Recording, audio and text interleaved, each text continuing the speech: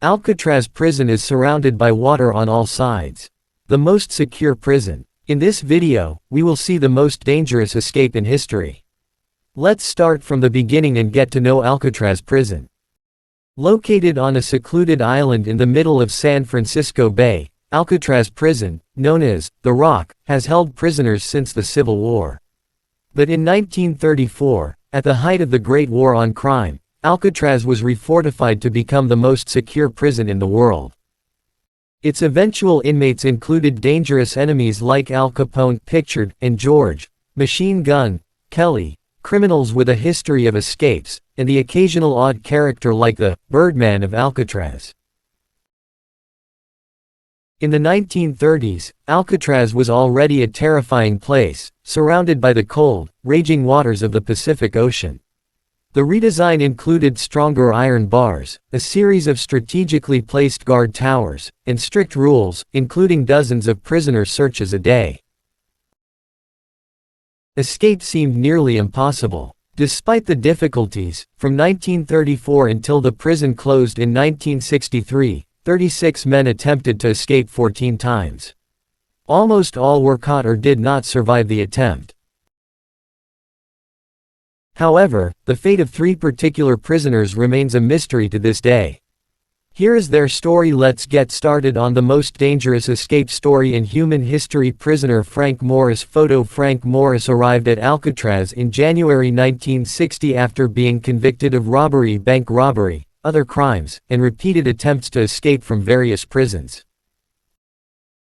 Later that year, a convict named John Anglin was sent to Alcatraz, followed by his brother Clarence in early 1961. The 3 knew each other from previous stints in prison.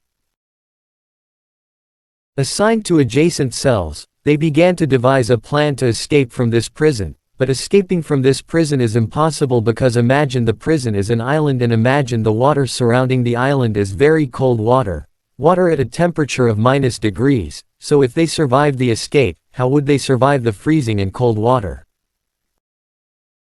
Morris, known for his intelligence, took the lead in planning and drawing up a clear plan for the escape, but the burden on him was too heavy. After Morris took over the escape plan, another prisoner, named Alan West, helped them. Morris notices that the concrete around the drain in his cell is weak and can be dug up. After this discovery, Morris develops the idea of escaping from prison.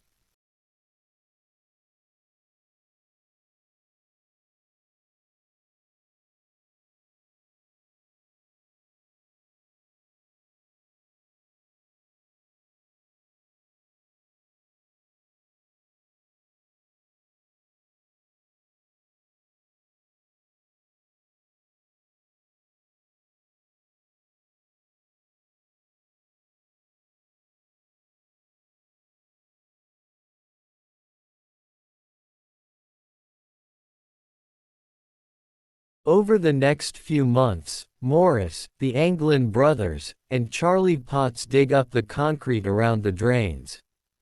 In their cells using spoons, he got the spoons from the food places, and to ensure that the guards did not notice them while they were working, they made paper dolls from the least available tools to fool the guards, and they built a raft of raincoats given to them by some of the cooperating prisoners. It is said that the raincoats were available in abundance and their skins were somewhat thick, but why did Morris collect the raincoats? The reason is because the way to escape would be by boat using the raincoats, which are estimated to have been more than 50 raincoats. But there is a problem, which is how he could hide those raincoats. There was no solution except to hide them under his bed. That night, the prisoners decided to leave.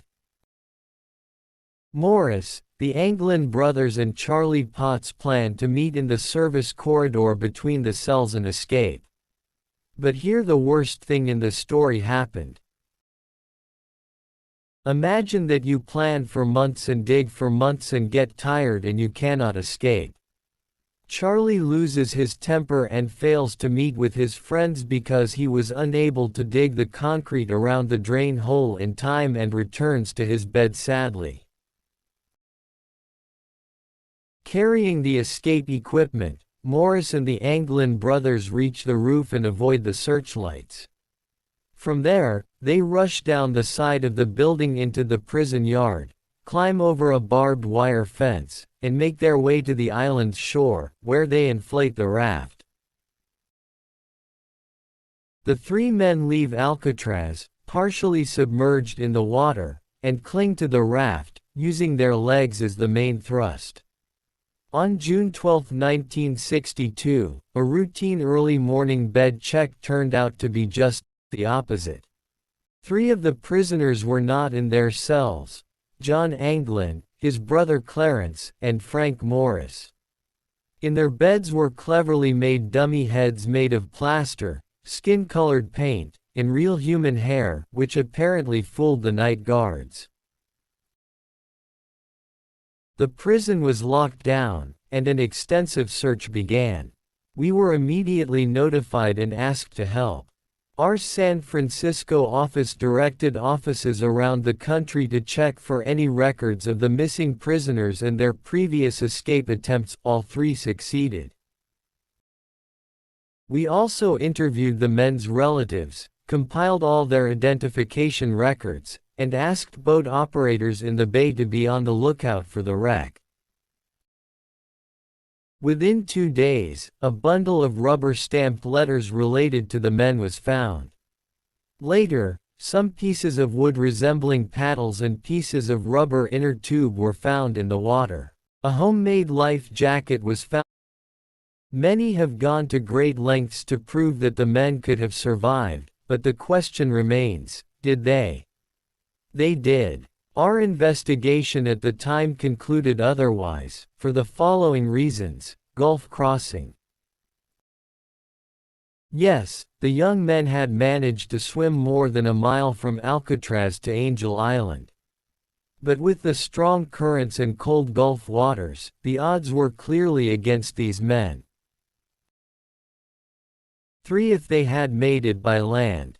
The plan, according to our prison informant, was to steal clothing and a car once they reached land. But we discovered no such thefts despite the high-profile nature of the case. Family ties. If the escapees had assistance, we could not prove it. The families seemed unlikely to have even the financial means to provide any real support. Missing in action. In the 17 years we worked on the case, no credible evidence emerged that the men were still alive, either in the United States or abroad. The FBI officially closed its case on December 31, 1979, and turned over responsibility to the U.S. Marshals Service, which continues to investigate in the unlikely event that the trio are still alive. And thus ended the most dangerous escape story in human history. I hope you enjoyed this story with us. Thank you. And thank you for watching.